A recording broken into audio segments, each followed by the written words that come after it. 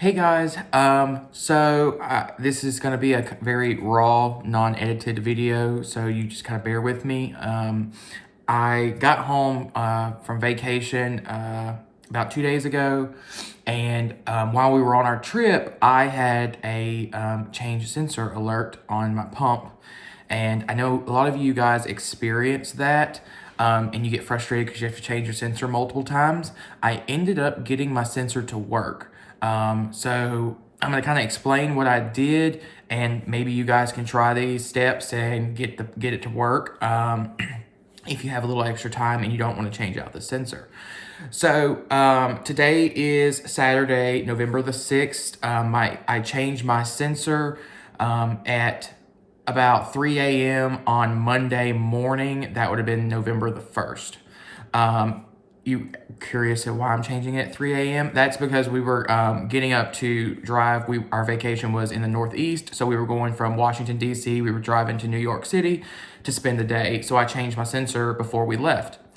So I started, after we left, the 2-hour warm-up period with the sensor, and then while we were driving, I got the alert to calibrate. Well, I calibrated, or so I thought. I might not have hit the OK to confirm it. So about 20 or so minutes later, I got the alert to a calibration was needed. So I did calibrate that time, and then shortly after, I got the alert from the pump to change sensor.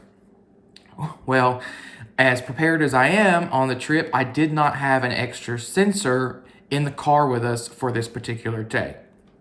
So I was really frustrated, and I was trying to figure out how I can make my sensor work. So what I ended up doing was I turned off the sensor, or turned off the sensor completely in the pump for about 30 minutes, and then tried to connect it back, and that didn't work.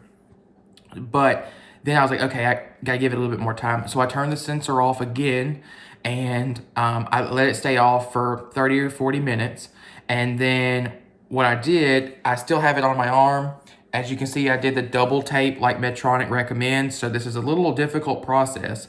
When I turned the sensor back on, I lightly pinched the top of the sensor to remove the transmitter, and I pulled it out just a little bit, just enough, like probably it was a very thin amount that I was able to pull it out just a little bit within the tape, so that way it didn't ruin or mess the tape up. And then I clicked it back together, and I held my hand over it to verify that the green light was blinking on the transmitter, and it was. And then it gave me transmitter connected on the pump, and start new sensor. So I just started a new sensor and went through the 2-hour warm-up period again, and this time when I calibrated, the sensor started to function correctly.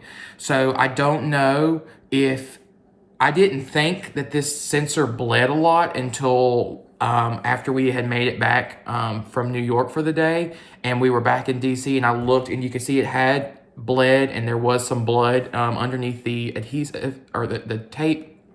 So I don't know if maybe that was the issue, or something, related to that was the problem. I know a lot of you guys experience the change sensor. If you can be patient and turn the sensor off in the pump, give it some time, 30 minutes to an hour, then turn it back on and do like I did and try to remove that transmitter, and then pop it back in to where you get the green light flashing that it's connected and good to go, and try to restart the new sensor again. It might help you guys not have to change out your sensor. It could work. I haven't had any issues with the sensor. I'm on day 6 or 5 to 6-ish, somewhere. I've almost used it for the whole life cycle. Tomorrow, Sunday, is my last full day, and then I'll have to change it Monday morning if I don't change it tomorrow night, because I don't want to start the sensor in the middle of the night.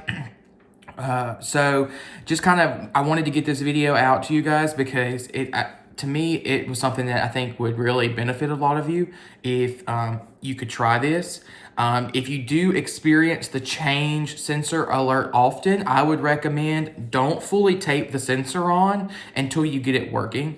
So what I would recommend would insert the sensor. Sorry, I'm trying to do this. Insert the sensor, put that first piece of taping on, and then clip on the transmitter, and put the little pull tape over the transmitter, this right here in the middle, put that on. And then once the sensor started and is functioning correctly after like the first day or so, put that second piece of tape on at that point.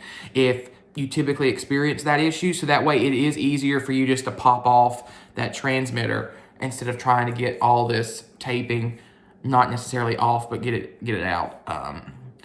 So anyway, leave me a comment down below if you try this and it happens to work for you. I'm kind of curious. I know that sometimes the transmitters get a little confused, and this is the first time that I've actually experienced this alert in an extremely long time. I think it's been years. So I was excited to kind of troubleshoot it a little bit and see if I could make it work, especially since I didn't have a sensor with me to change, and I did not want to go all day without the CGM aspect of my pump.